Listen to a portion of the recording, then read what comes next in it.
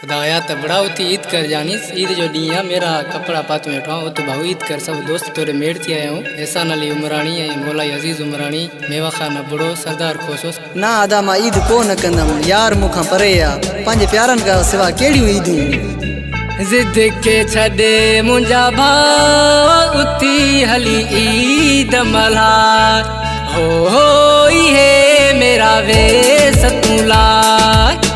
ज़िद के छॾे मुंहिंजा भाउ उथी हली ईद मला हो इहे मेरा वेस तूला। ईद कंदुसि अदा को ना मुंहिंजो पीरी आयो छो न।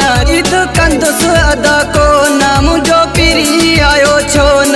चई अचण जो दिलदार वॾे ॾींहुं को न आयो हो जानी छो न आयो।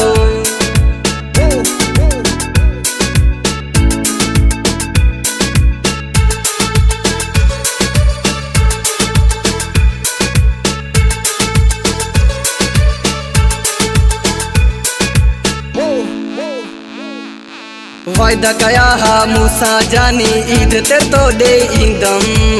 हथ हथन में तो सां ॾेई बोलन जानी घुमदम। हा हा कोयटा जानी घुमदम।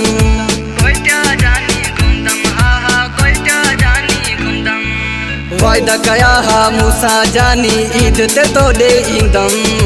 हथ हथन में तो सां ॾेई बोलन जानी घुमदम। हुंदसि काई मजबूरी तॾहिं कयई तो दूरी आए सचो हुन जो तो सां प्यार उथी हली ईद मला हो इहे मेरा वेस तूला।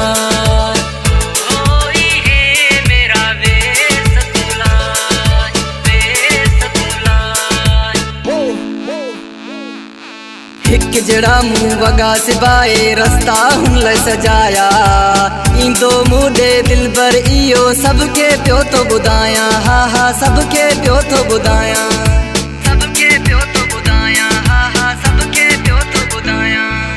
हिक जड़ा मुँह वगा सिबाए रस्ता हुन लाइ सजाया ईंदो मूंडे दिल भर इहो सबके पियो तो ॿुधायां।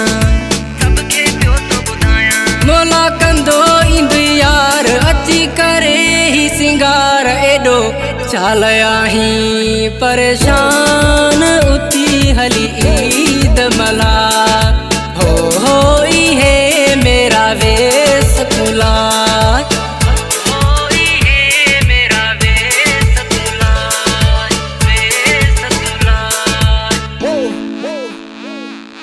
खुश नसीबो अफजल बुरड़ा अवां सां दोस्त कठे हिन वञी मल्हायो ईद अवां सां यार कठे हिन। हा हा अवां सां यार कठे हिन।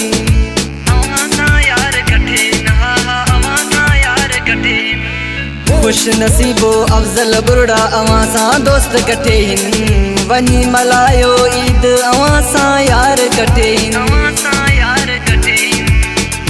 सिवा तुंहिंजे भाऊ हयात ॼाणे रब जी ज़ात कुझ कोन कंदासीं ख़रीद उथी हली ईद मला।